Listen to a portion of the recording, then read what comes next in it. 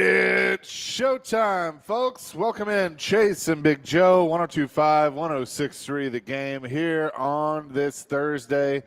We are live today at the Omni Nashville Hotel at Kitchen Notes, as we are every Thursday. He's Big Joe. I'm Chase McCabe, Dr. Crane, Nick Frazier on the ones and twos back at the studio. What's going on? What's happening, man? Always good to be at the Omni Nashville Hotel, one of our favorite places to come to, and the food is always excellent, and we have football on the horizon. We'll get through these next 2 days when we get washed out of our homes, and then we'll enjoy the weekend. Yeah. Definitely thinking about everybody down in Florida right now as the hurricane gets ready to – has it made landfall? It's making landfall today? Like sometime today, yeah.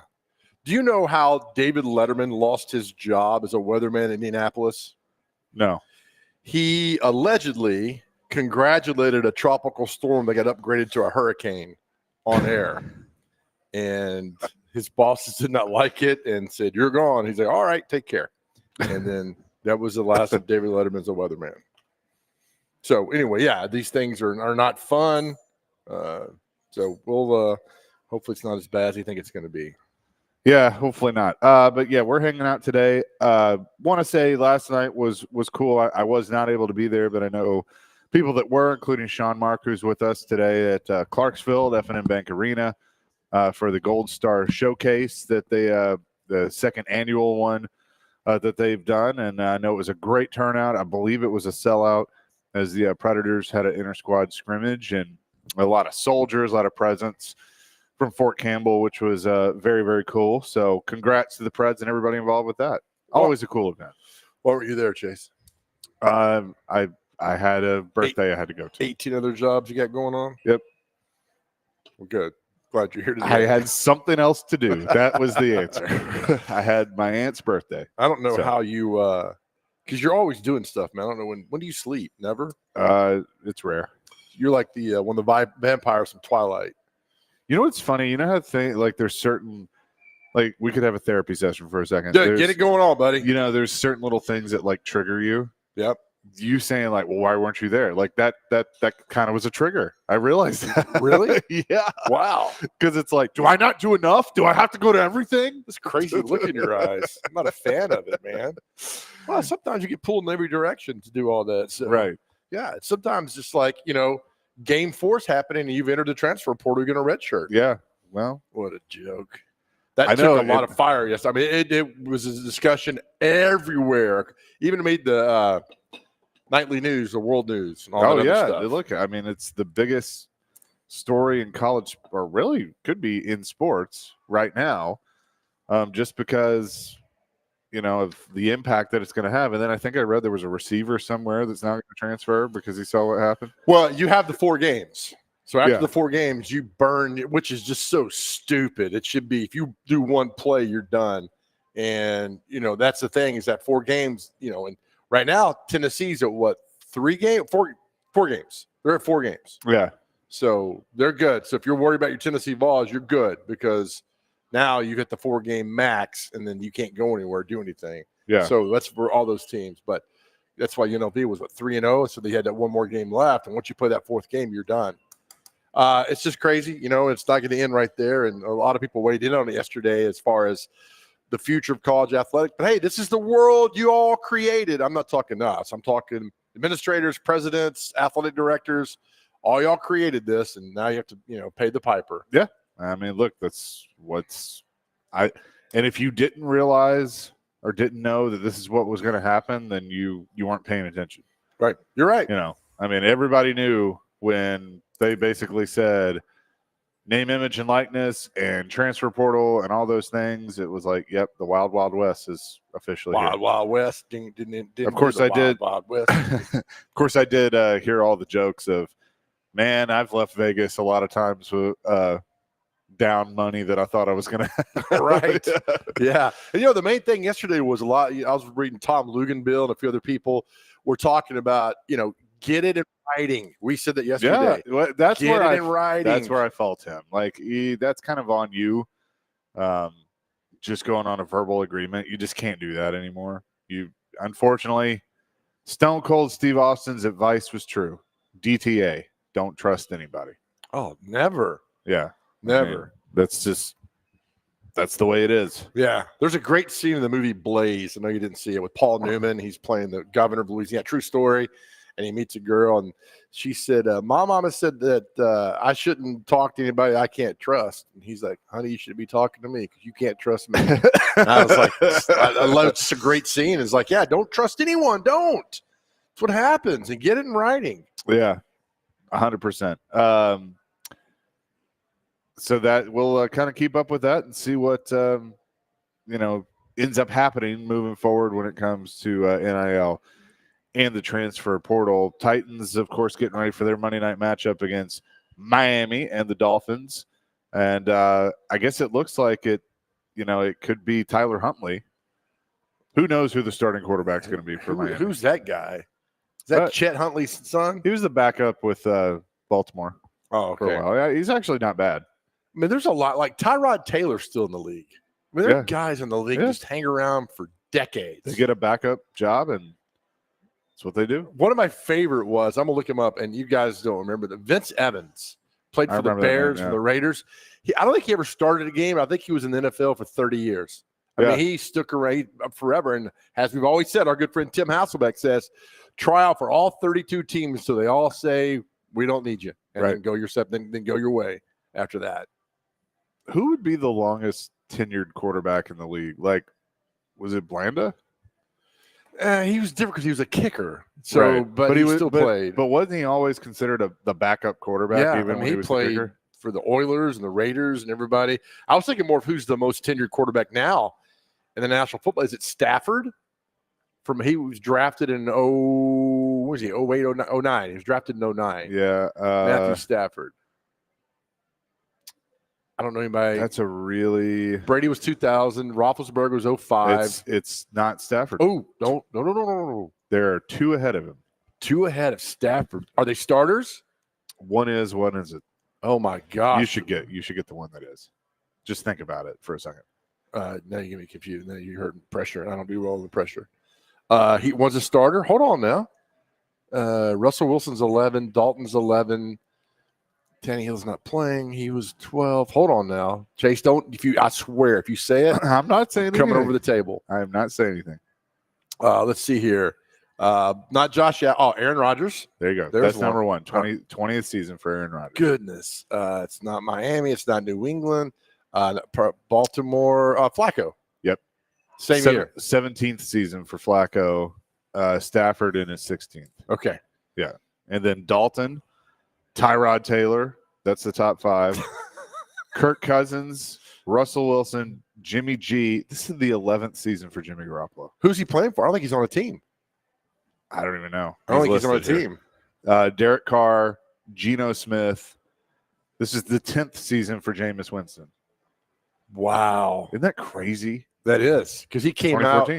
Yeah, he came out with it'll be with Mariota. Mariota's 10th, 2015. Yeah. Jeez Louise, man. They don't have Mariota on the list. Smart. Very smart. Oh, man. That is crazy. Wow, that is, and think about how many quarterbacks are playing now that won a Super Bowl. Rodgers, Flacco, Stafford, Russell Wilson. As a starter, you mean, right? Yeah. Mahomes. And that's it, right? I think that might be it, yeah. Because it was Brady, Manning, and then you throw Nick Foles in the middle of all that. Yeah. Yep. And he's out. That's probably it. Yeah. It's crazy how fast time flies by, man. You think it's like, I got forever on time, and you really don't. No. But I had a great we're working on it. Okay. I had a great question. I want to talk just pure football today because there's a conversation I had last weekend. The shotgun on 4th and 1, you know what that does to me, right? Yeah. It drives me insane. And then when the Falcons the other night had a 4th and inches and they ran a jet sweep and lost 2 yards, I about launched my TV into the river. And I'm not kidding you. I was so mad. So I started thinking with a friend of mine, we were talking about this. If you had 1 yard to get in a football game, who would you hand the ball off to? And you can't say Derrick Henry. All right, because that's in our minds here in Yeah. Nashville. Throughout history, who would you hand the ball to? You had 1 yard. You had 4th and 1 from the 1 to get in the end zone. Who you handing the ball to? And here's a question off of that. Who's your linebacker going to stop him? Throughout history. Yeah. Throughout history, and the thing was, be creative. So the matchup. You want the matchup. Yeah, but it's not really a matchup per se, but Yeah. just give me the one on both sides of the ball. And I don't care if they match up, but it's the one. And you're going to laugh at the one that I came up with. That's a fantasy football guy. If you played fantasy football in the 90s, you remember this name. He went to Alabama A&M. His name was Brad Baxter. I swear to goodness, if you needed a yard, he'd get you 14, 15 inches. That's what he would do. He would get you just enough to get into the end zone or just get the first down. Brad Baxter was an amazing running back for the Jets, and he's always one guy like, if I need a yard, he's going to get me a yard. Yeah. Okay. Mine. Now, you're new school, so I want to hear this. Mike Allstat. It's a great one. Fullback. Go to the fullback. Biggest shoulder pads ever. Yep. Go to him, and then the linebacker. I don't know why, but and I don't even know if he would be considered a linebacker in today's NFL, but the first person that popped in my head was Butkus. There's nothing wrong with that. Like he'd be the one to try and like. Was he what was he considered? Linebacker. Linebacker. Yeah. Okay. Yeah. But yeah, Dick Butkus. Yeah. I mean, that's just Mike Allstat, Dick Butkus. Can you imagine the collision of those two? That would hurt. Could you imagine that? I mean, that would be amazing. Linebacker was the one I had a tough one on because there's so many great linebackers that have gone throughout. But I just keep coming back to Singletary. Yeah. Because there's a great NFL films where he's getting ready to blitz. Vinny Testaverde was with the Buccaneers like 87, 88 right in there. And that's where they showed his eyes. NFL films, they show his eyes. And you're just like, there is fear coming out of your body looking at Mike Singletary ready to come and knock your block off. So for some reason, it's Singletary. But there's no wrong answer for this. So I'm Brad Baxter and Mike Singletary. Our text line is acting up a little bit, but you can call 615-737-1025, and we hope to have that up and running here in just a few minutes. We're live today at Kitchen Notes here at the Omni Nashville Hotel. Coming up next, and I've clarified how this came to be. The Athletic did a trade scenario article for Bryce Young, that if the Carolina Panthers were to trade Bryce Young, what would the trade package look like? And our own Joe Rexroad participated on behalf of the Tennessee Titans. We'll talk about that coming up next. Chasing Big Joe, 102.5, 106.3 The Game.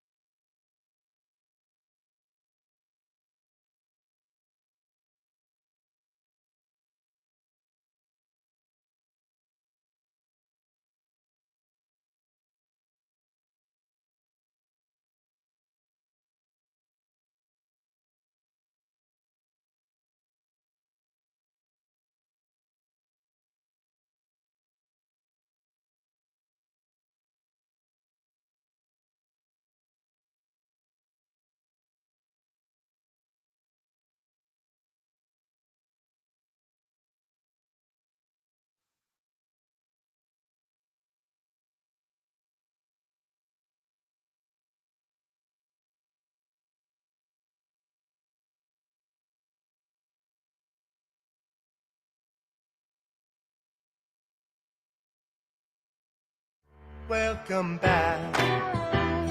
Your dreams were your ticket out. Chasing Big Joe, 1025, 1063, the game here on this Thursday. Hope you're having a wonderful day so far. We'll get back to our question of the day here in just a few minutes. Also, who's coming up at 10:30 today? Everett Crawford's in a new movie. It's coming out. Everett Osborne, you mean? Everett Osborne? Yeah. Everett Crawford played football at Vanderbilt. Everett Osborne. I'm sorry. Thank you, Chase. He's in a movie coming out about the first African-American to make it to the NBA. It's a really good movie. A lot of great reviews. So he'll join us at 10:30 today, man. All right. Very good. So Joe Rexrode, and again, I asked him, were you forced to make this, or like, how did you participate? And he said that he basically was asked if he wanted to, and he said yes. So the Athletic has come up with different trade proposals for Bryce Young, that if there's a team that wanted to inquire about acquiring Bryce Young, this is what they would give up. So Joe Rexrode represented the Tennessee Titans on this. This is the trade that Rexrode came up with, and you haven't seen this yet, right? I have not. All right. He's going to offer quarterback Will Levis for Bryce Young and one of the Panthers' 2025 fifth-round picks. All right. Now, if I'm the Titans and, like, that's the direction I want to – number one, I wouldn't trade for Bryce Young. I don't think Bryce Young – I think he's a bust. I think I've seen enough at this point to say he's a bust. It's a little early. But people could say that about Will Levis too. Right. So I wouldn't do this trade. If I'm the Panthers and I actually pulled the trigger on this trade and I'm Tepper, I'd fire everybody on the spot. So Joe really just didn't do anything except throw in a fifth round. Basically. Is that what you do at the Athletic, Joe? If that's the job, I want that job. Here's the best part. This took 7 hours to come up.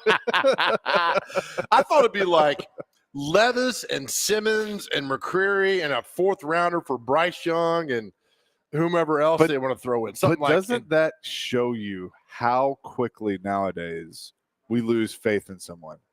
Yeah. The first overall pick last year, and it's like you're going to throw in the first the first pick in the second round from last year, right? No draft picks, and you want them to give you a draft pick.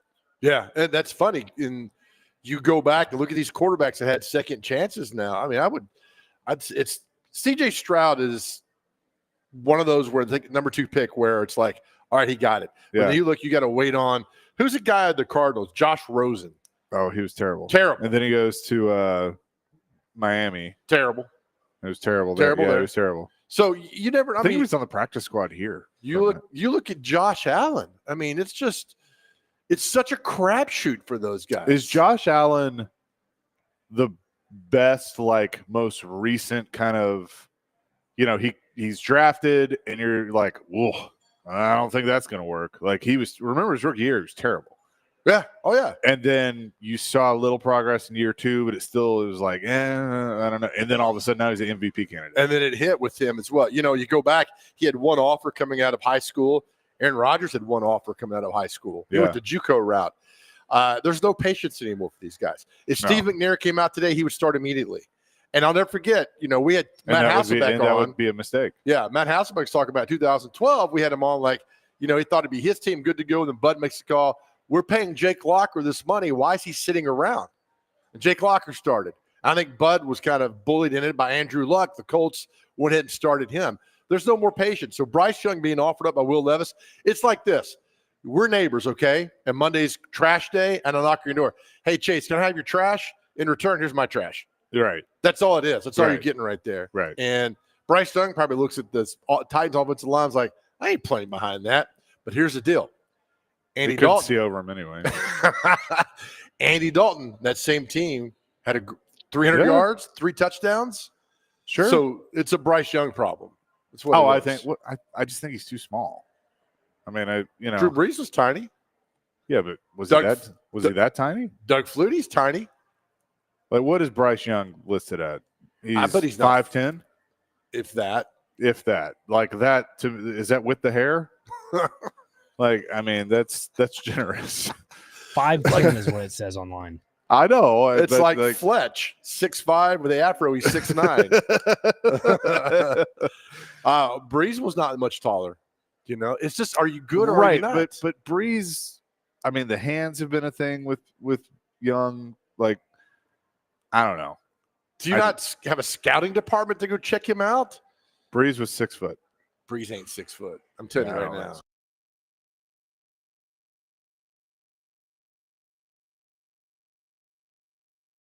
You see that skit? Not skit. But he's on Oprah.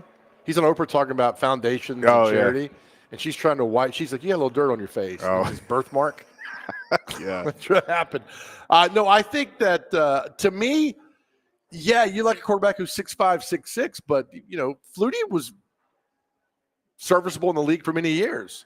I'm with you, man. I think Bryce Young had so much talent around him that you got drunk off of that. Like, all right, look at that. He's the engine, and you realize he's not the engine. No, he is not. But it just shows you how, you know, I go back to what you just said, that McNair would have started, and you're probably right. But, you know, having talked to Floyd about it, having talked to Jeff Fisher about it, and, you know, they had the plan and the wherewithal to say, I don't care that he was the 3rd overall pick. He's going to sit. Right. And you brought in, you know, Chris Chandler, that, you know, whether he was a good teammate or not, good guy, whatever, that was the plan. Yeah. That he was going to sit for a couple years and learn. And there are just so many examples of where that's worked. I mean, Mahomes only sat for a year, but like if he doesn't have that year, I don't think we're talking about Mahomes in the way we're talking about him. But he's with Andy Reid. Right. I mean, it's the perfect everything. And Alex Smith was a good mentor to him. And he learned and all that happened. How long? I'm looking up Jordan Love now. Didn't he sit for 2 years behind Rodgers? 2 or 3. I mean, Rodgers sat for 3. And you figure, you know, Rodgers couldn't stand him, so he probably didn't learn anything from him. Yeah. But I mean, Brett Favre couldn't stand Rodgers, so true. I mean, that I don't think that part matters. Like you can learn from a guy if you just stand there and watch him and watch how he, you know, prepares. Yeah. And then as long as you're getting the coaching. Yeah, right. And clearly they've got the coaching. But you have to have, so when Vince was here, Vince Young, right? Yeah. I mean, talented, beyond talent. I mean, amazing. Just didn't have it in the head. Didn't want to work hard to get it done. And then so that's it, it's got to be 50-50, man. You got to coach him up and explain and help him out, but you also got to want it, man. Yeah. Vince didn't want it. Nope. And that was the problem. And ultimately they gave up on him because he gave up on himself. Yeah. Our greatest because we used to do the what if questions all the time. We should bring those back because they're a lot of fun. Our greatest interaction with what if was, what if Vince Young had been a 13-year all-pro quarterback? Yeah. Think about the direction of this franchise. There's no locker here. You might have drafted Mariota because that's 10 years into his tenure that Mariota sit 1 or 2 years, but it changes everything. It does. But I think the biggest what if is a part of that what if. What if Bud had stayed out of the way and they'd figured it out and Steve had stayed here? But didn't they owe him $50 million? They did. But you know, some crazy number. I think he would have probably worked that out. If he knew that it was going to be Vince and he was going to be able to pass the torch on to Vince, I feel like based on conversations I've had that Steve would have worked it out. Well, and then somebody had said, well, Steve was done at that point.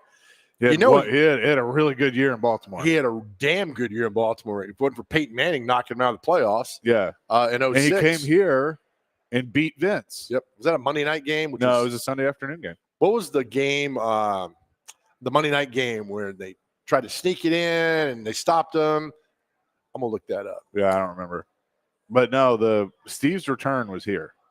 Or was right. Of course it was here. It was a Sunday afternoon game. Oh, man. But, yeah, that's the thing. You play these hypothetical games all day long, will drive you crazy. But if they pulled that trigger and said, hey, we're going to Bryce Young for Will Levis, I would – and even I'm not the biggest Titans fan, I would lose it because that's just an awful trade. Let's get back to our question, which is if any running back from the one, you got to punch it in, who would it be? Dylan wants to weigh in on that. Dylan, what's up? Hey, what's up? How you guys doing? Good. Hey, so I want to line up. I want Kyle Juszczyk as my fullback, and and then I want Jerome Bettis or Frank Gore as my telex because those are two of the hardest running backs I've ever seen in my life. So that's my answer. Hold on. Bettis, his first 2 years when he was with the Rams was absolutely amazing. And it's a great point. I'll forget because remember Bettis for the Steelers win the Super Bowl. But I'm telling you, man, that's a great one. The first 2 years he was with the Rams, Bettis was unbelievable. Yeah, thank you for that one. I forgot about that. Yes, sir. Appreciate it, Dylan. Thank you, Big D. By the way, did you see, Brett Favre announced that he had Parkinson's the other day. Mm-hmm. Did you see Tommy Kramer announce that he has dementia? Yeah, and he went to the NFL hospital in Cleveland. There was such a thing. Me neither. He tweeted it out yesterday. The NFL Cleveland Clinic. Yeah. Do you know about this? I've never heard of this. And if that's been around for a while, that's a great thing. Yeah. You bring players in who have earned the medical insurance and everything else, bring them to a place where it's like a retirement home. But they can afford this. The NFL can afford to take care of the guys who built this league. Yep, 100%. 615-737-1025. We're live today at the Omni Nashville Hotel at Kitchen Notes. Dr. Crane is back at the Busy Bee Plumbing, Heating, and Air Conditioning Game Nashville Studios, home of the $99 yearly Beehive membership where the buzz is always about great service.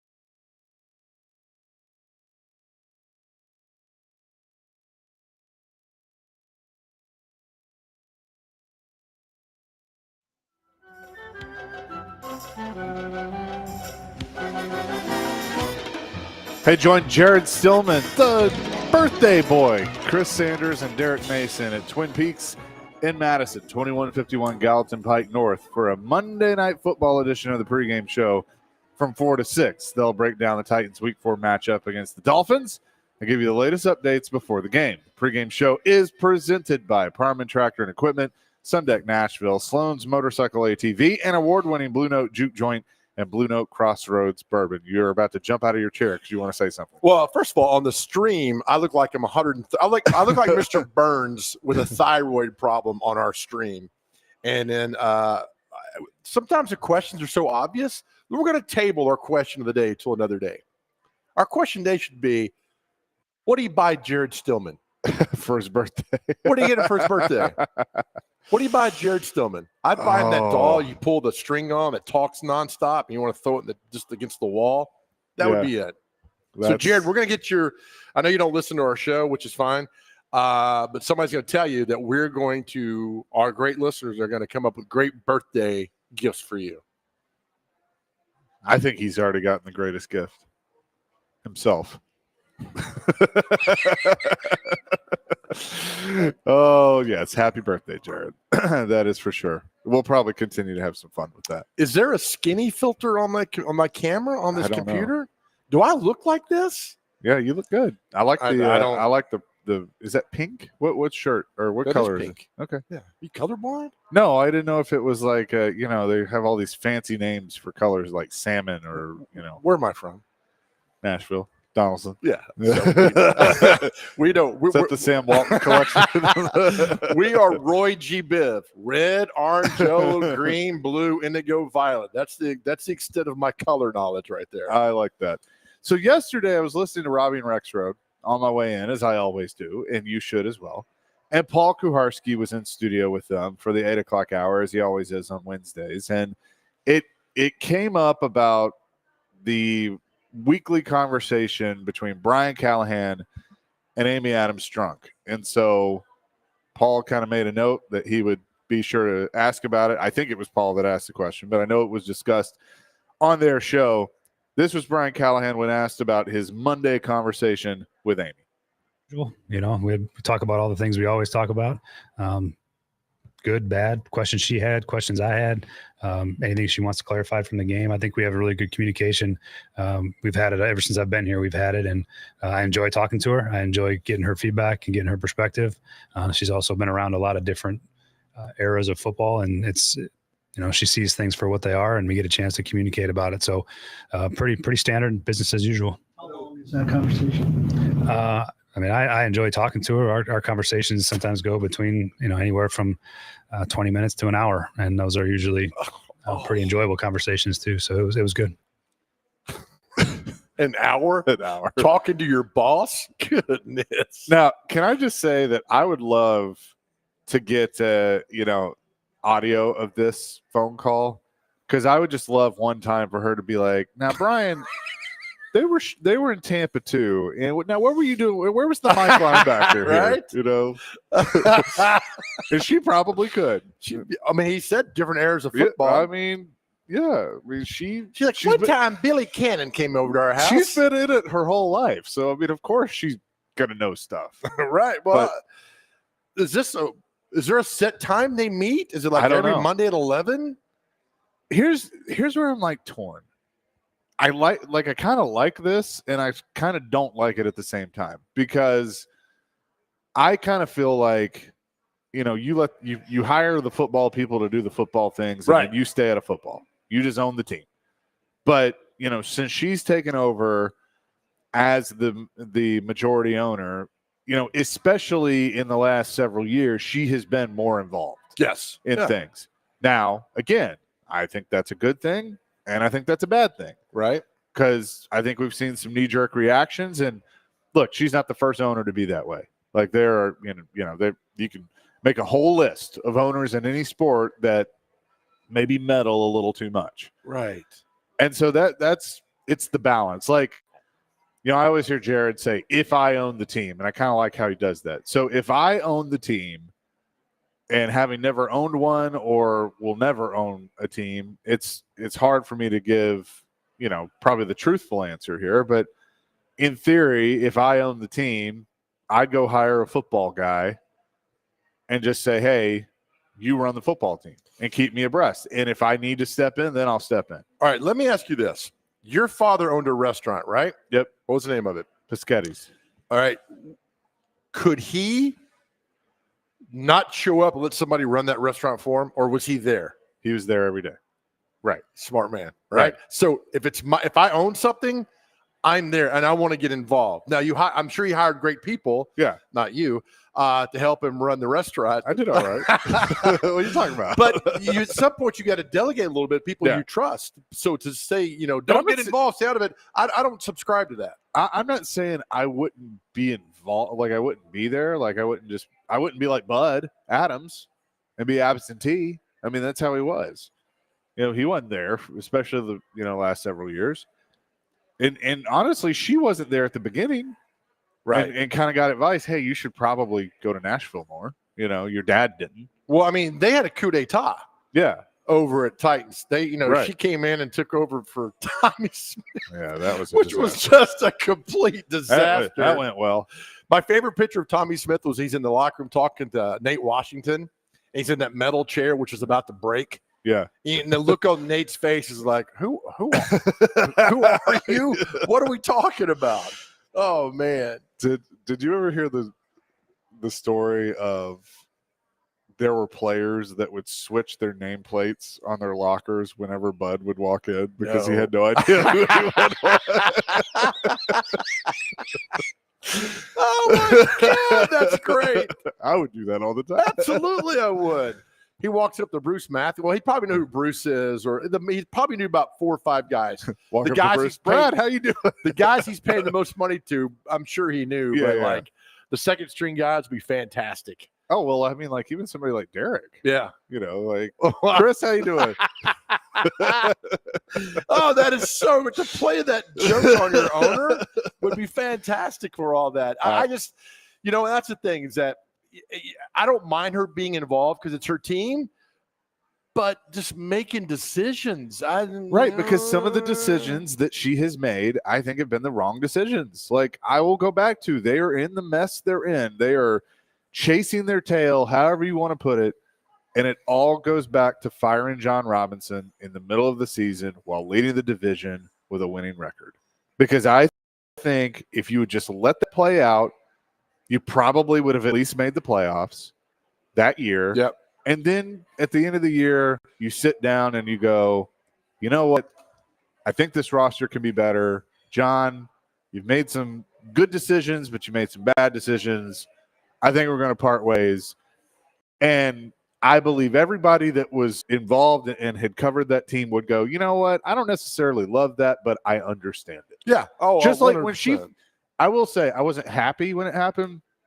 When she fired Vrabel at the end of the season, I didn't necessarily agree with it, but I understood it. Okay. I could give you an argument for both sides of that. Yeah, I totally see that. But timing is everything.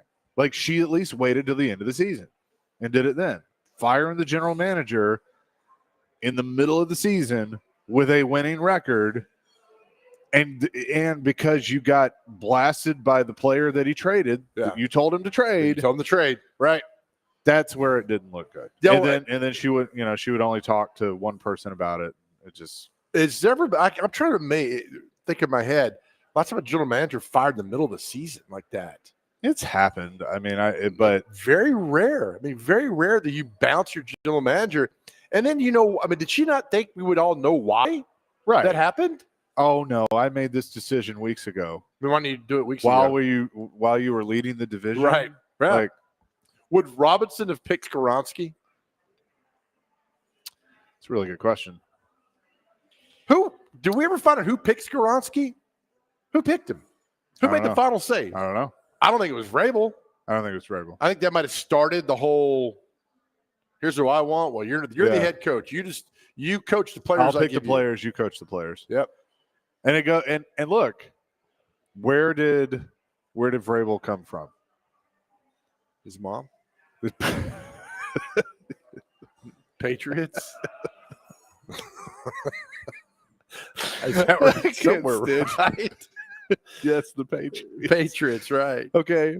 And his coach was Bill Belichick. who came out of what tree? Parcells.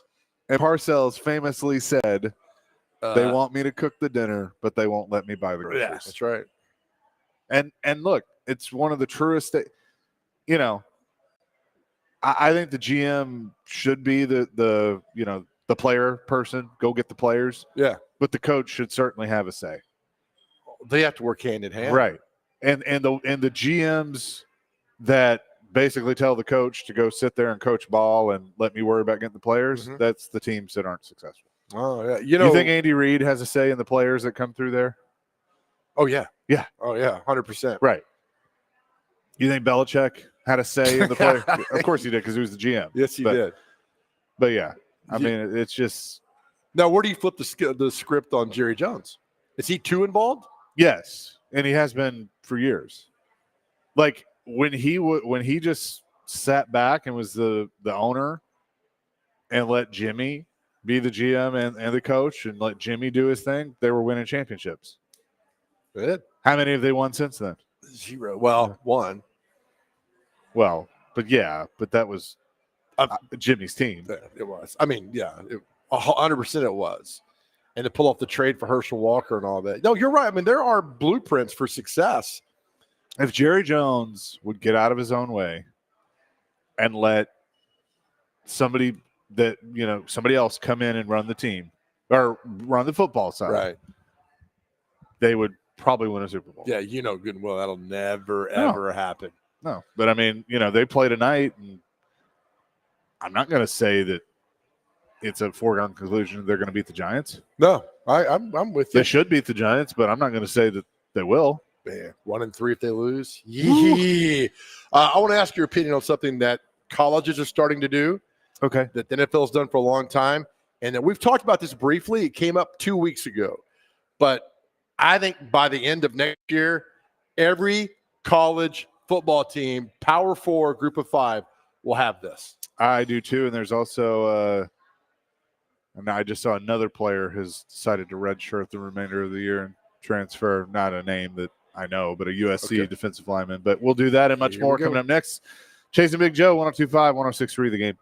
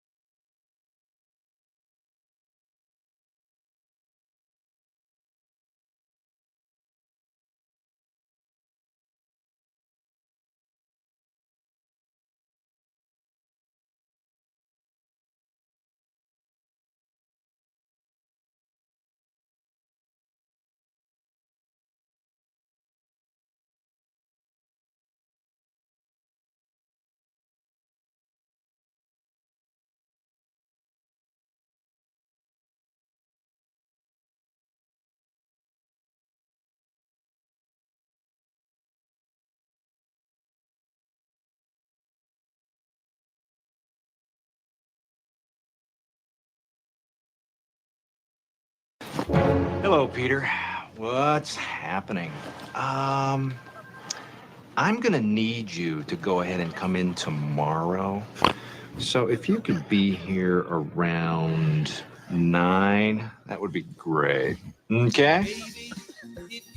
Yeah, Was that Office Space? yeah, that's Amy Adams telling Brian Callahan. I just picture her as the boss from Office Space. I could see her. Yeah, we doing.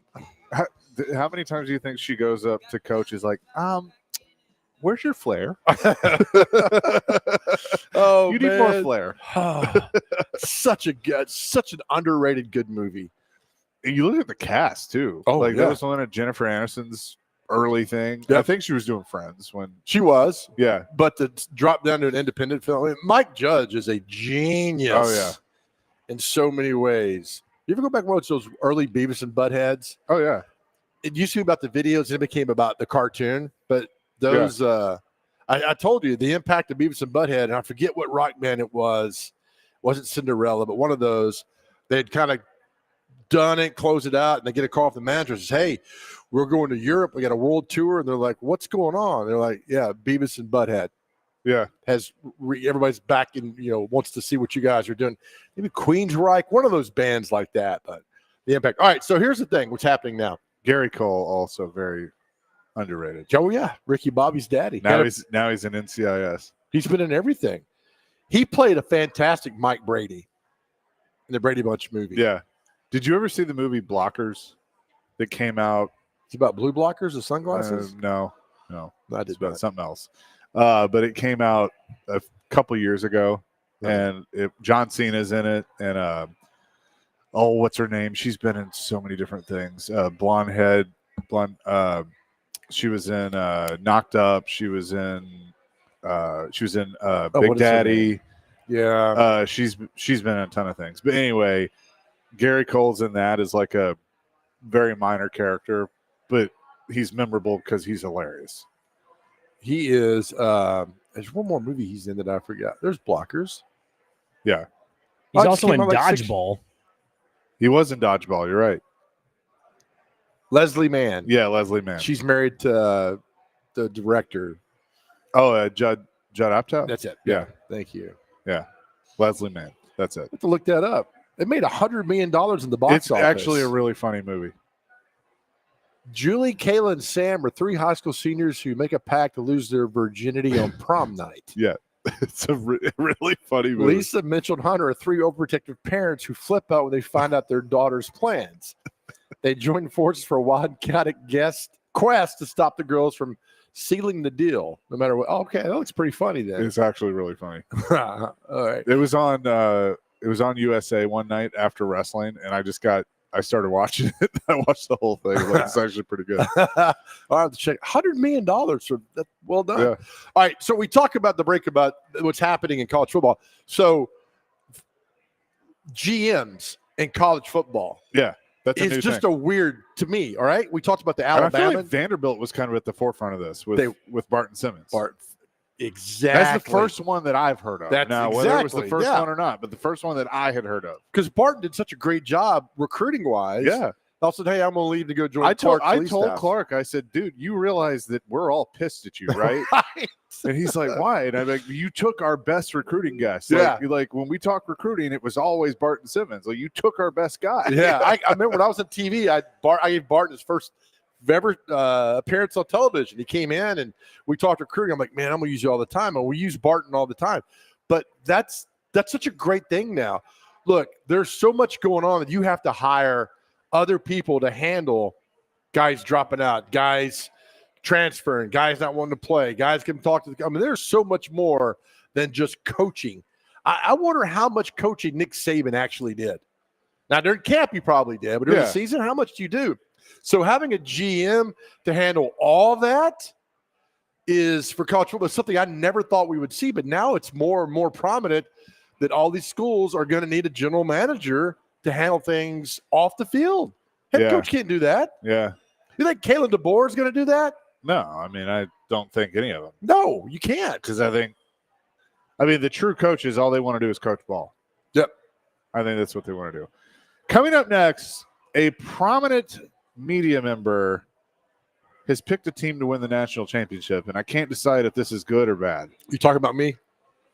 Now, I'm not talking about a media darling. I'm talking about just a media member. Oh, you said prominent. My bad. Yeah. We will do that in hour number 2. Chasing Big Joe, 102.5, 106.3 The Game.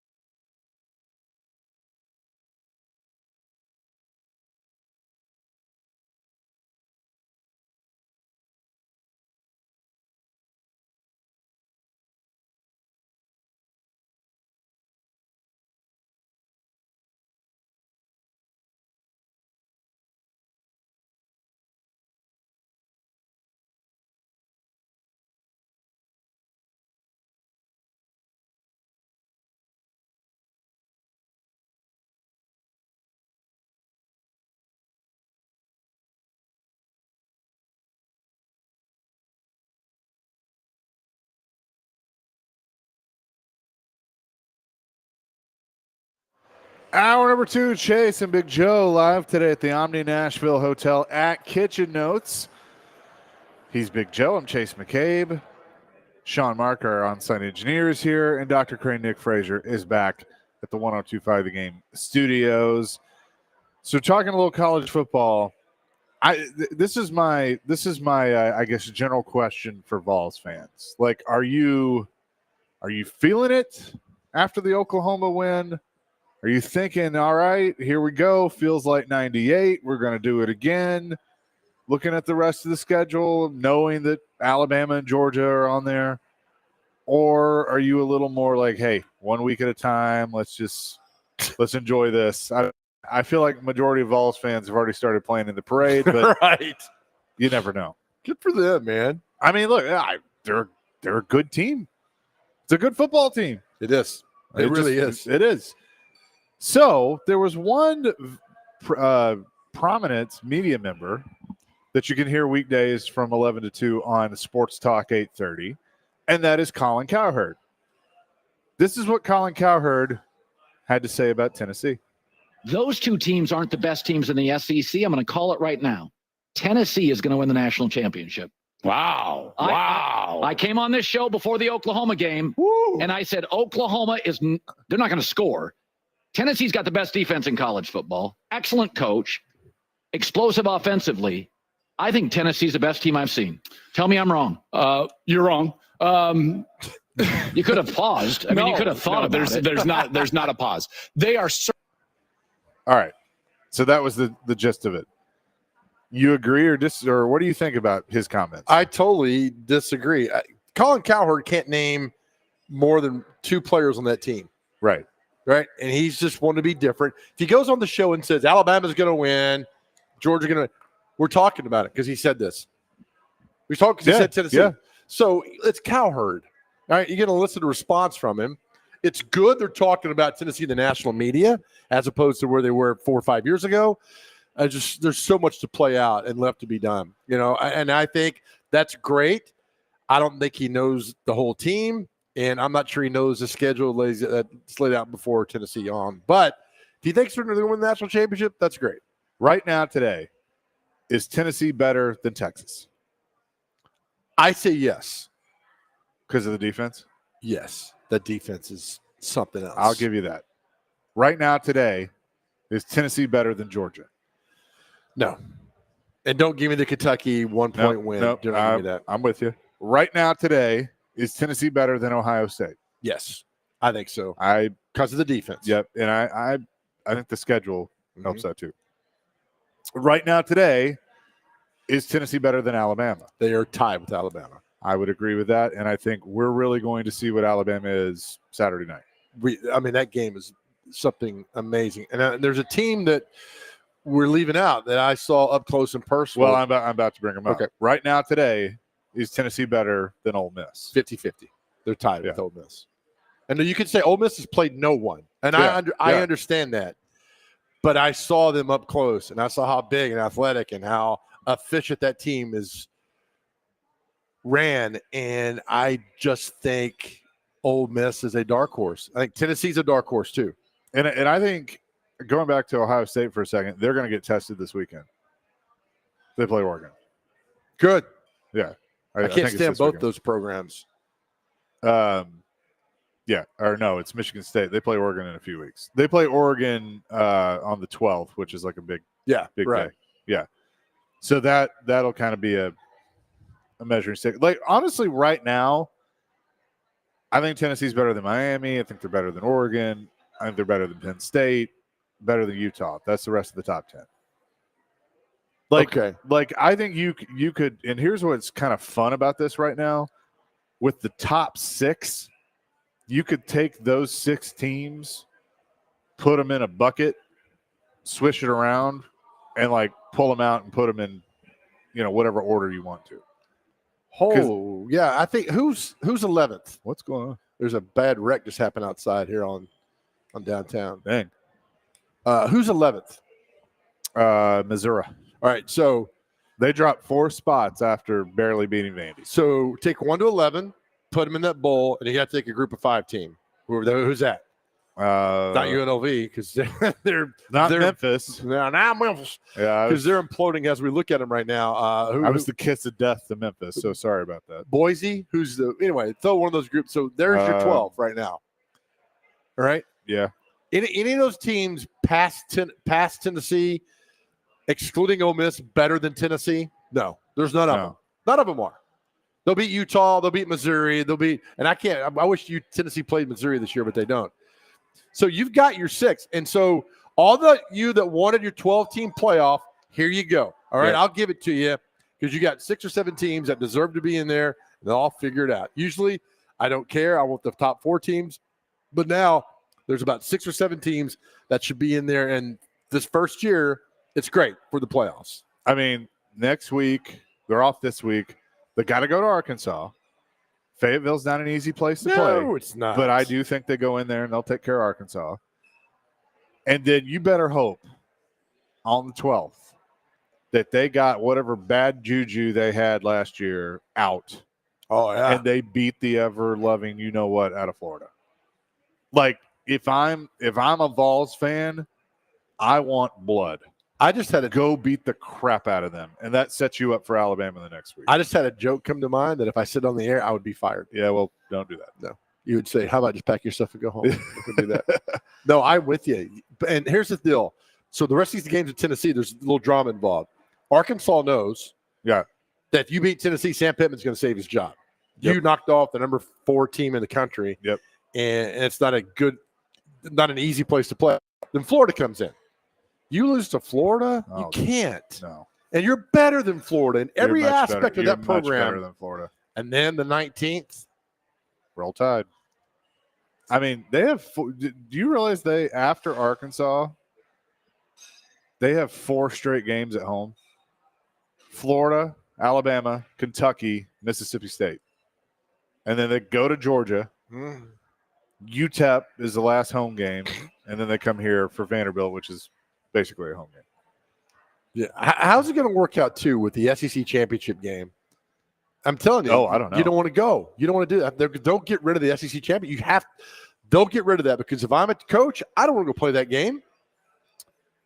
I wonder about that. Yeah, I mean, is it even necessary now? I mean, you have to crown a champion. I get it, but yeah. I mean, you get to go back before 1992. Remember how they crowned the champion then?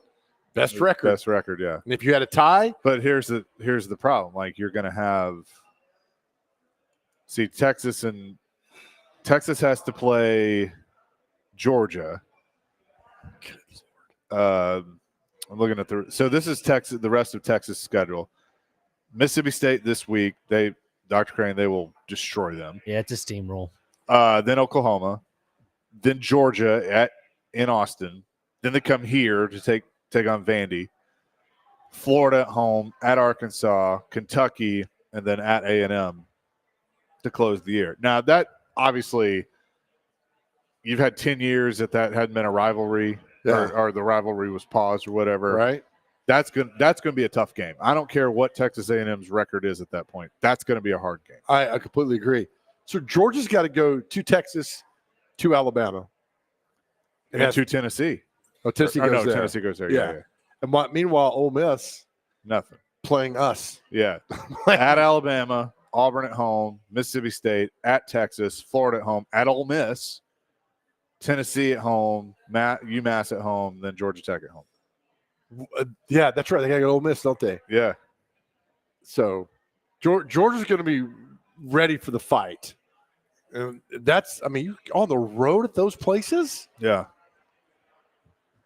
I think Georgia loses this weekend. I think Bama wins. Right.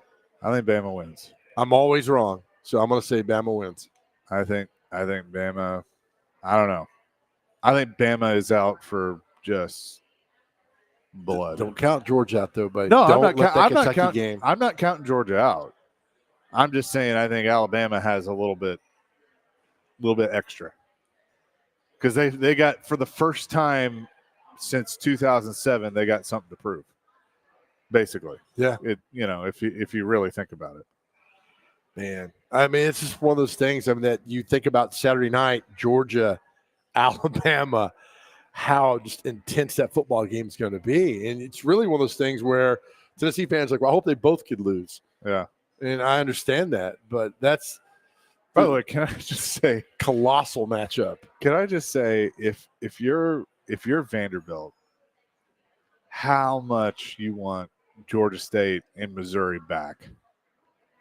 Like, you could be 4-0 and going into the off week, and then you look at the gauntlet that's ahead of you. I'll give you Missouri. Georgia State's unacceptable. Yeah. Oh, Georgia State's unacceptable, and they played like crap in that game. Missouri, they actually played well, and just, you got to make that kick at the end. You know, but like Bama here next week, and who knows? Is Bama coming off a big win or a letdown, or what? What do you got there? At Kentucky. Now, if they play like they did against Missouri, I think they can go beat Kentucky. Yes, but they gotta play like they did against Missouri and against Virginia Tech. Alcorn State being what it is, but Ball State, got to take care of Ball State. Then Texas comes here at Auburn. Again, you play well, you can go win that game. Who beat Auburn last year off that Vanderbilt team?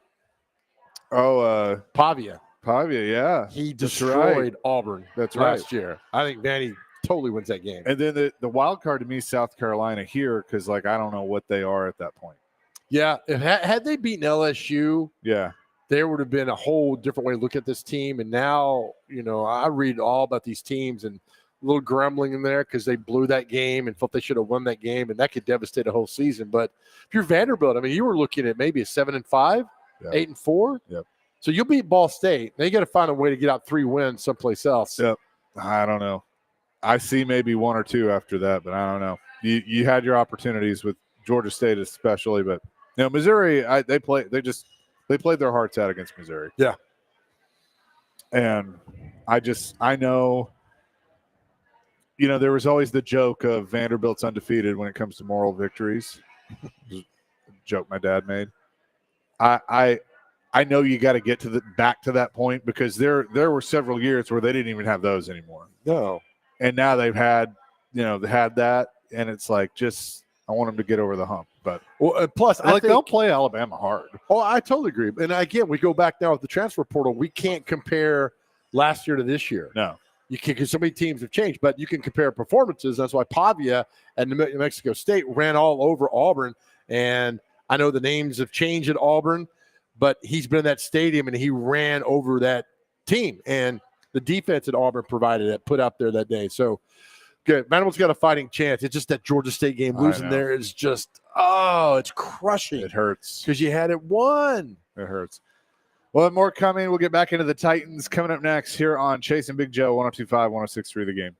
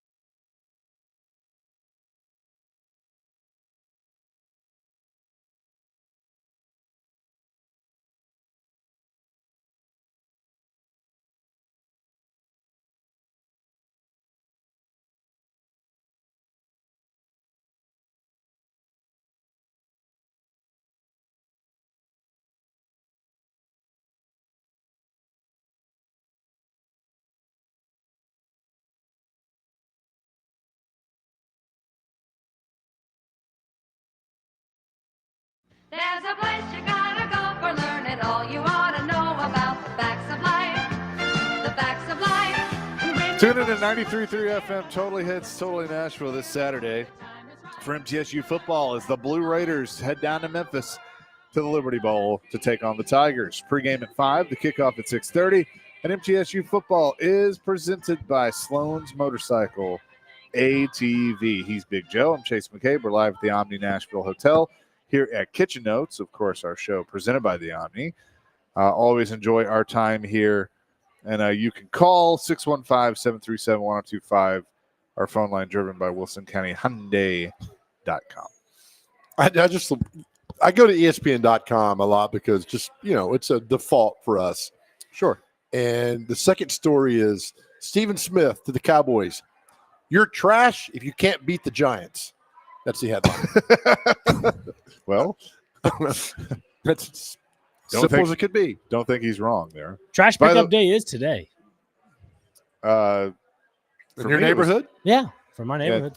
Yeah, it changes day to day by the neighborhood. I can see Dr. Crane on your front porch with a cup of coffee, and they come and get the trash, just admiring your lawn and your trash out there. He just waves. Yep. That's a nice wave. You boys take care now.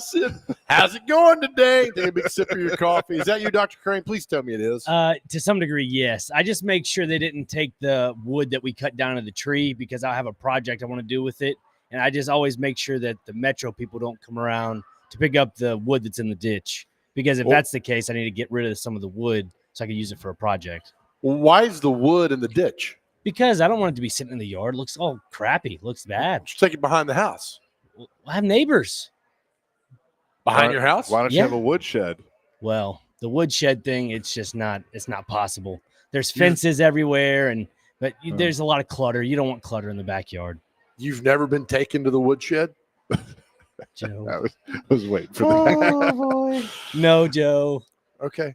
By the way, pretty cool announcement. WWE has announced SummerSlam, their annual event in August, will be a 2-night event for the first time ever at MetLife Stadium in New Jersey, going to New York. I thought it was already 2 nights.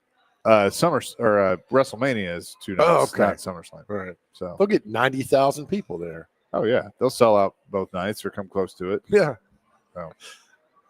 So I love it. I can't wait for the announcement of WrestleMania 2 nights in Nashville. It'll happen. It's soon. Big event here. Yeah. Maybe you can be able to afford tickets to it since they're pricing everybody out of the new Nissan Stadium. That'll be one of those that I'll call every person I know. Hey, remember that time you said you owed me one? Well, here it is. We got your seats for you, Chase. Where are they? Yeah, they're across the river. They're the old Nissan Stadium. Get as many as you want. 8 or 10 of those to sit over there and do that. But by the way, did you see? I saw this tweet that this is the last. I think tonight, either last night or tonight, is the last game at the Oakland Coliseum for the A's. Oh yeah, and there was a video of like 5 or 6 cops chasing a guy because he stole a seat out of the stadium. Really? Yeah. Just that's one less seat you got to carry out. I'm like, what are you going to do with it? Like, I mean, let him take it. Like, what does it matter? Did you ever go to a game there? No. Okay, I went 6 years ago. Went out there and thank you, Doug Scopel, got me tickets when they were affiliated to the Sounds. Yeah. And they're playing the Giants. And who was the big fat pitcher you spit for the Reds that went to the Giants? Looks like us. Like, this guy can't pitch. He was an awesome pitcher. Bartolo Colon? No, younger than that. He was 18. He was with the Giants pitching. He was with the Reds for a long time. They went to the Giants. Hispanic guy. Oh. Johnny Cueto? Johnny Cueto. Yeah. It was fun watching. He pulled an oblique, shocker, after like 3 innings. But that stadium, the whole time,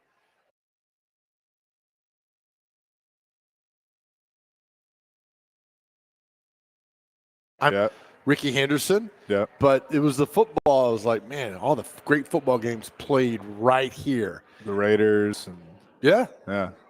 It's when we sit here and we complain about the Titans and like Amy and, the different things, it's like you do have to remind yourself, and it's partly their fault, but Oakland has now lost 3 teams. Raiders, A's, and the Warriors. Yeah. Yeah. I mean, they have lost their teams. Yep. And so it's like you could be that. You could be a city that has lost, every team. Well, Cleveland lost a football team. They got one back. Houston lost a team. They got one back. Yeah.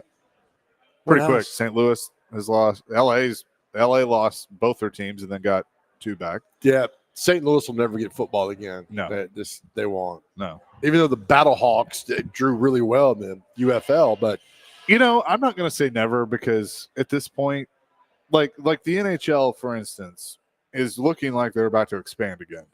And if that's the case, they're going to be the first major league franchise to go to 34 teams. And so if you're the NFL, if you're the NBA, if you're baseball, and you're looking like, they're getting, almost $1 billion for a franchise fee, for an expansion fee, for hockey. If you're the NFL, you're like, well, look at what we're going to get, So I think the talent is so diluted. I know. Awful. But all the sports doesn't matter. Where would you could put a football NFL team in America, not globally, in America, where do you go? That's a great question.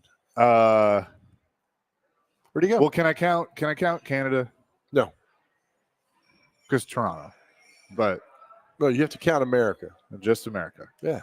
Damn, son, America. Love it or leave it. I do love it. I look, they'll never do this. But I think it would work. Birmingham. Absolutely. And I think NBA should go to Louisville. But they'll never do it. People, that's too close to Atlanta. And I'm telling you, Birmingham would work. Birmingham would totally work. And people, there's no. Telling you. The other, defaults are Salt Lake City, Portland, which could happen. Those. But everything's west. It's like, all the expansions out west. Yeah. Yeah. Man, I'm trying to think of another city that Jeff, no, San Antonio would not work. You would not. I would not, because that state is so cowboy heavy.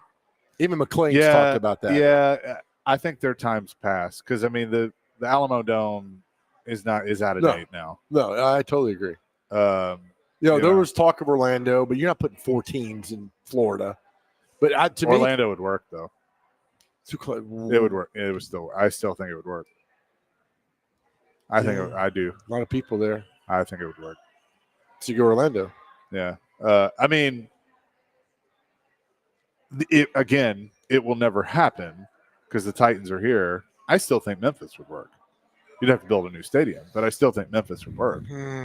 That's a tough one. It's really. But you think about it, you'd get obviously that area, you'd get Arkansas, you'd get some of Mississippi. Right. Mississippi is going to be split with the Saints and. Were you on the show the day that we had the mayor of Memphis on 10 years ago? No, and I told him the joke and he laughed. And I said, they're thinking about giving Memphis to Arkansas, and it'll raise the IQ of both states. And he laughed. He said, I got to remember that one. I'm like, please don't. Please don't remember that joke. Real quick, Wes has been waiting patiently. He wants to talk about the Titans O-line. Wes, what's up? What's up, guys? Happy whatever day it is, Thursday. I don't even know anymore. Titans game messed with me. Offensive line. We both agree that NPF's not very good, right? Duncan's not very good. Yep. So there's not another option? I'm just curious why we're not calling Chris Hubbard. He's a free agent on the 49ers, which is, Rand loves the 49ers. That's where he's from. Is there any inkling anywhere that we're going to bring somebody in, or is this just what we got? I appreciate the call, Wes. I have no idea. I can't figure out what this team is going to do anymore. Isn't it was it Robinson Vance who said that spends half the time on the waiver wire looking at how to upgrade their football team? So if there's a guy out there you bring in, you see what he can do. I'm all about bringing guys in, figure things out, and go. But right now, it is what it is. You got to deal with what you have, and it's not that good, man. I thought the left side would be good. I thought Cushenberry would be good. Every time I look at Cushenberry, he's on his butt. He's on his butt. Basically. Skoronski can't block to save his life, and I think Latham is playing well. It's just more problems again. There's a reason that you are the worst team in football. Who we got coming up next, JoJo? Well, there's a big movie coming out called Sweetwater about the first black player to make it to the NBA. It's a really cool movie, loaded cast, and we're going to have the actor who is bringing this all to life join us next year. All right, we'll do that coming up next on Chasing Big Joe, 102.5, 106.3 The Game.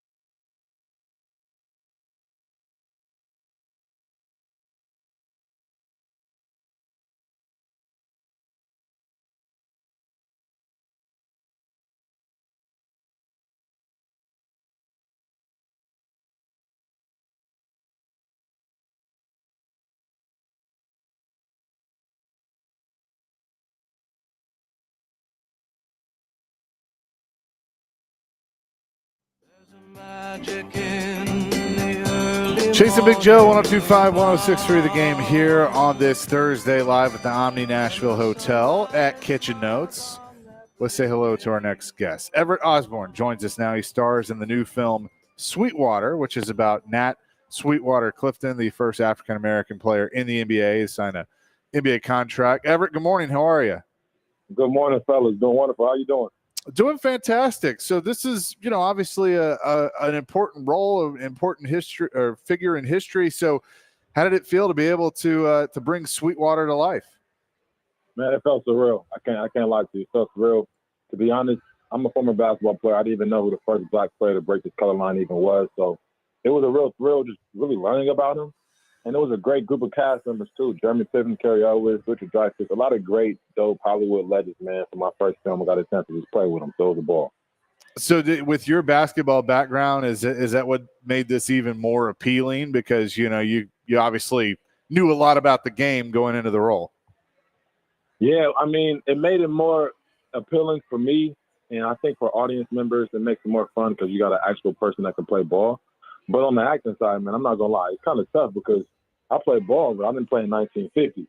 You know what I'm saying? So it's a whole new style of play. I have to truly learn Sweetwater's whole new life and how he played, even from since he was in high school, because it was a whole new style of play and just kind of remove everything Everett knew. So that was the challenge, but that's part of the job. We're talking to Everett Osborne, the actor, star of the movie Sweetwater. All right, so, Everett, you go out there and you said you got to relearn basketball because I'm pretty sure that Sweetwater didn't have a tomahawk dunk like Daunic Wilkins. How were you able, and there's really, I don't know how much access you had to video of him back in the day. How did you learn about this character when you can't go to YouTube and see all the clips? How much did you have to learn outside of basketball about this man in order to play basketball? I mean, that is an amazing question. I went to YouTube, went to Google. I found this 3-part video of him 60 years old when he was driving a cab, as an older man, just reflecting back on his NBA life. And I was able to grab nuggets from there about how he felt, and that informed my choices. And then also on the basketball side, I was able to find like a black and white clip of him playing for the Globetrotters and for the Knicks for like a half. Maybe it was like 10-second clips. And what I would do is I would just break those clips down to 4 seconds, study how he moved, how he dribbled, how he walked, and how his whole essence, and I'll kind of create the character from that way. Oh, man, what a daunting task to do that. Everett, every good sports movie has some sort of drama away from the field of play, and we know what his was with fighting racism and everything. What did you find out about this man that you fell in love with? I fell in love with, this man also, he fought in war. He served in the army. And I think when you fight for our country, when you just serve in war, it's equalizing. You realize, yeah, we may be black and white, but we all bleed the same color. You know what I'm saying? And I think that he brought that back over to the U.S. when he was on the court. He didn't look at any color line differences. So if people treated him less than, he didn't succumb to that. He just responded in a human way. He would walk into restaurants and he would see signs that said "colored can't eat here." He would just keep sign that. I mean, this man was very radical in the most smoothest way without putting it in your face. He just responded to people in a human way, and ultimately he knew his value, and he fought for his and other people's values. And he kind of inspired everybody and myself to just expect the best out of life. You know what I'm saying? That's an amazing thing. We're talking to Everett Osborne. The movie is Sweetwater. How did you, this movie's taking place in the late 40s, in the 50s and all that. How did you walk off the street, in 2000, whenever this was filmed, and all right, now you're in 1950. I mean, that requires some acting chops to do that, doesn't it? Man, I think it does. We were actually at the Boston Film Festival a couple of days ago, and one of my actor partners that played my teammates, he asked me, he said, "Man, do you remember that it was during the NBA playoffs, and I came to ask you about the NBA playoffs, and we were filming, and you told me don't talk to you about playoffs because you're not in 2023 right now?" Like, I was like, man, I totally forgot about that, but that was one of the things, man. There was no social media for me, no Instagram. I didn't listen to any songs that wasn't from the 1940s or back. I didn't watch anything. I didn't, everything. My whole life, I kind of have to absorb and step into Sweetwater. I had a short amount of time to serve him the right way and hopefully give audiences the truth. So that's pretty much how I did it. How much did playing that role and like you just said, going back in time and knowing, you know, seeing how far we've come in society, even though unfortunately there's still things that we're having to work through and we got to get better at, but going back in time, how much did that change you as a person to kind of the best you could live that and see the things that African Americans all had to go through? It changed me because it made me more sensitive to my history. It made me more sensitive to humanity. It made me reflect on moments where I felt oppressed in my own life. You know, man, I think understanding history, whether it's your history or not, I mean, truthfully, this is world history. African-American history is world history because we all were involved. I mean, even with slavery, it wasn't just blacks that helped free blacks. It was whites as well. You know what I'm saying? This is a communal effort. And sports is also a reflection of the globe, you know? So we got those topics and the game of basketball that reflects the world. So these are all topical points here, man. And it just made me really realize that, you know, we've come a long way, but it's important to know where we started from because that helps us propel even further. And it gives us a space of like gratitude about where we're at. So you start complaining about life and you're like, whoa, what am I complaining about, man? Actually, things are actually better where I'm at. I'm grateful for where I am. And I think gratitude is always a great space to be in for any human being. And then we're inspired to see what else we can do next with each other, man. So it helped me a lot. We're talking to Everett Osborne. Sweetwater is the movie. Now, I'm correct in saying you played in the NBA Celebrity All-Star Game in 2023. Is that right? Man, absolutely. What was that? What was that like? It was a dream come true. You know, I actually ended up breaking the scoring record that year. Yeah. It was wild because little inside fact that I played in Utah in the same place where I was in college and played my first college game, and I only played 4 minutes and had 2 points, and I was down and out, and I just felt so bad about myself, not knowing that 4 or 5 years later I'd be in that arena. But it was beautiful, man, to play in front of Shaq, Ben Affleck. You know, I got legends around me. I'm D Wade. I'm playing against his team. The whole NBA is trying to stop me from scoring. I mean, it was such a dream come true. The fans were amazing. I think Adam Silver said that, you know, that event was one of the most competitive games in history, you know what I'm saying, for the celebrity games and all weekend. So it was good for me, man. Picked up full court. Well, that's just so cool to get to do that and think about, you know, you talk about your journey of doing this. And, you know, that's why I want to ask you, Everett, what do you hope the world through your acting in this movie could learn about this man who truly was a trailblazer? I would hope the world is more sensitive to his story, and I hope the world just learns more about, you know, what it means to really break down obstacles in our own life. I think something human about all of us is that we all deep down want to be free, you know, and I think this story will inspire all of us to lean in with each other, integrate more, connect with one another, to break down barriers, to make history, and to see life in a new way, you know. So I think it's a lot for people to take from. This is a family movie. You can bring your kids, your wife, your boyfriend, girlfriend. You can come here by yourself. I mean, there's so many aspects of this movie. And I didn't just tell the story by myself. Like I said, I had a great all-star cast here with this one, man. And I think people will leave inspired. Also, you got Jesus in the movie, right? Jim Caviezel. Man, we got Jim Caviezel. we got Jim Caviezel, who I give him all the praise. My first day on set, man, he poured so much love into me off screen, and just to see the love he brought in this movie on the bookends, man, he truly was a gem. And I'm looking forward to the audiences just really seeing this movie and connecting with each character. I mean, if you don't connect with Sweetwater, you're going to connect with somebody, a part of Sweetwater's story, and you're going to find yourself in Sweetwater's story. We all have a part of Sweetwater's story where we're pushing beyond boundaries and barriers and are looking for a better way for ourselves. Love it. All right, Everett, how can people find the movie and watch it? Well, today, actually, man, what a special day. It hits Angel's apps, Angel Studio app on streaming. Today is the first day, and I think people can watch it there and just stay tuned with Angel Studios, who's an amazing production company and distribution company now that tells stories that amplify light. And they'll be very amazed on what they see on that app and just to see what Angel Studios continues to do with Sweetwater. Awesome. Very, very cool. Everett, pleasure to talk to you, man. Best of luck with the movie and also moving forward in your career. Really good stuff. Fellas, I appreciate you. Next time I'm in Nashville, I'll make sure I hit you guys up, all right? You hit us up. We got you. We'll show you around. All right. Will do. Appreciate y'all. All right. Everett Osborne joining us here on the program. And again, the movie is Sweetwater, and you can check it out on Angel streaming services. Really, really good stuff, and appreciate him for joining us. I mean, Richard Dreyfuss, Jeremy Piven, Kevin Pollak, Jim Caviezel, Eric Roberts, Carrie Elves. I mean, what supporting actors in this? And these are stories that need to be told. I had no idea, and he had no idea. No, 100%. So good. Absolutely. Coming up next, we'll give you your chance to qualify for a pair of tickets to WWE Friday Night SmackDown in the Eurostone Club at Bridgestone Arena on Friday, October 4th. Plus, what day is it? And celebrity birthdays, 1025, 1063 The Game.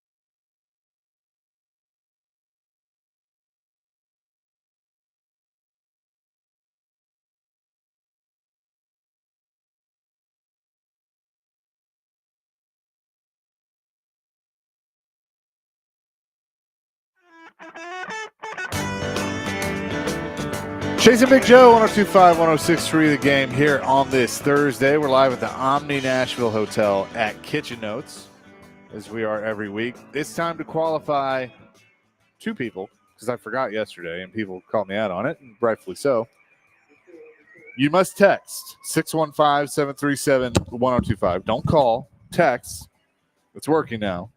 The answer to this question, and we will take two winners to qualify for a pair of tickets to see Friday Night SmackDown in the all-inclusive Eurostone Club at Bridgestone Arena on Friday, October 4th. This contest is presented by Green Trees, a family-owned cannabis company and dispensary providing high-quality legal THC products. Check them out online at greentreescompany.com. The question is, The Rock, Dwayne Johnson, lived in Nashville for a while when he was growing up. It was brief. What high school did he go to for 6 weeks? Now, he went to Glencliff for like a week, but there was another school that he went to for like 6 weeks. What school was that? You must text 615-737-1025. We will take the first 2 to get that correct. There you go. Love it. Good luck. With that, let's get to what day is it and celebrity birthdays. All right, gentlemen. First on the list today, there is there's Dr. Matt. Crane, I just want to say this real quick before you get into this. Yes, sir. You are the only person on the face of this earth that calls Joe and I gentlemen, and I really appreciate that. Yes, thank you for that. You're welcome. You're a good boy. Thank you very much. Appreciate it. Well, to start off the list, we have a National Lumberjack Day. So those that like to, Joe, do you ever put some flannel on? And That's pretend you're a when lumberjack? Chase goes out male dancing, he wears a lumberjack. So with the fake beard. Next one we have is Johnny Appleseed Day. He does that too. Yeah, with his bow and arrow. Then we also have Human Resources and Professional Day. So we have that. European we Day. need those after this show. Yeah, European Day of Languages. So Nice. I assume those are the love languages. But let's see. Mesothelioma Awareness Day. Gotta be aware of that. National Better Breakfast Day. Come to Kitchen Notes at the Omni National Hotel. Yes, Yep. there It's you go. the best breakfast ever. Let's see. National Compliance Officer Day. Yeah, so you just got to comply there. National Dumpling Day. There's You're that. you're a dumpling. You ever are a had dumpling. chicken and dumplings? Oh, man, that's really good. I grew up in Nashville, Tennessee. Of course I have. Yep. Phenomenal. Let's see. Ooh, National Key Lime Pie Day. I like Oh. key lime pie. Yep. Yeah. Let's see. National Situational Awareness Day. Always be aware of your situation. Be aware of your situation. Remember Me Thursday. So, That's good. just remember somebody. Okay. Shamu the Whale Day. That's today. Gosh. Let's That's see. Joe after all the oatmeal. Oh boy. Let's see. The Last of Us Day. It's like a video game controller in there. And Oh, then, yeah. Good. that's That got its own day, huh? World Maritime Day. I hope I'm pronouncing that right. I don't know. Yeah, like it's about the sea. Yeah, Yeah. sailing. And that's it. That's Okay. all you got? That's all I got. Okay. Well done, Dr. Crane. All right, time for celebrity birthdays. As always, you have to get these within 2. Our first birthday today, we got a little pop-up ad here. Getting my way about maybe throw my computer out in the middle of the street. First birthday today. Sarah Connor, Linda Hamilton. Ooh. How old is John Connor's mommy? Oh, man. 64. 67. 68. Good job, Dr. Crane. Sarah Connor. I thought Sarah I went too Connor. low. Sarah Connor. You're terminated, baby. That's the line from the movie. All right, tennis star Serena Williams. 44. 50. 43. Tied at 1. On down the list here. I don't who these people are. Never heard of her. Never They're heard people. of her. They're people. Country singer David Frizzell. Who the hell is that? The country singer.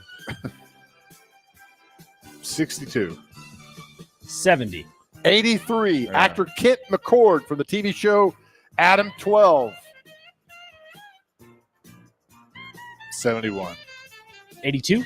82 exactly. Wow. No way you knew that. I did not. I'm just pulled that out of the backside of, my side. Backside of 30, John Conley. The Weakest Link host, Ann Robinson. You are the weakest link. Goodbye. 63. 54. 80. The great singer Brian Ferry. How old is he? 74. 70. 79. Country singer Carlene Carter. Johnny's stepdaughter.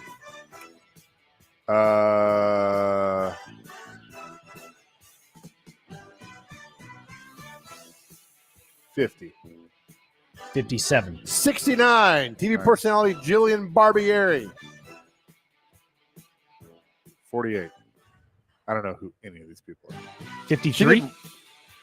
She's 58. She did weather on Fox Sports on the National. Yeah. All right, let's how the good Lord shining his love on us today. Actor Jim Caviezel. Today is we his just talked birthday. Holy cow. How old is Jesus there, Dr. Crane? No, wait. You go first, Chase. What did he play Jesus in? The Mel Gibson movie, The Passion of the Christ. Oh, yeah.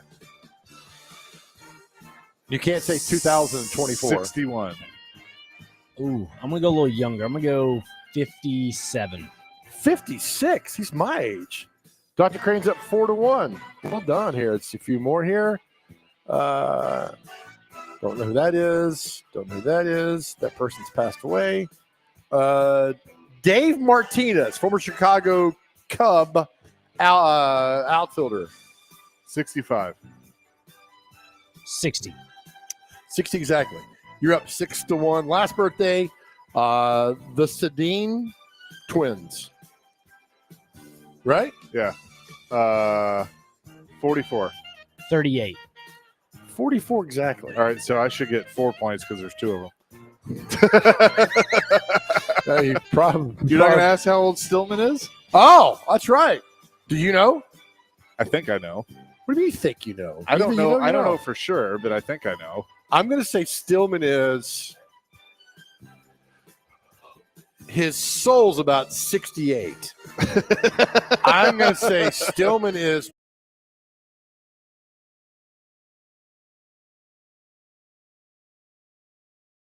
I'm going to say he's 36. Dr. Crane? I was gonna say 36. Not 36, but 34.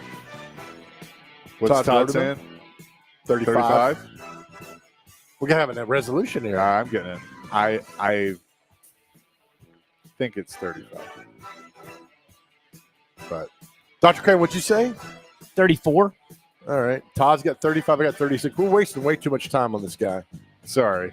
I'm trying to find his I should know this. I mean, I know it's today, but I should know how old he is. I think he's 35. You think or you know? Jared, how old are you? That should have been our text. Our question today is what birthday present do you give Jared Stillman? Well, we got, now that our text line works, we got a few. Okay. They're pretty funny. So one person said a muzzle. Oh, man. He's 35. 35. All right. There you go. Todd, you win, buddy. Todd wins. With that, you win an afternoon with Jared. Good luck. At the Omni Hotel. Yeah, right? Todd called it 6. That's going to do it for us. As we leave our show, always to our guys out there, know that we love you. And if you're struggling on your cell phone, you can dial 988. Please reach out, talk to somebody. Know that we care and we love you.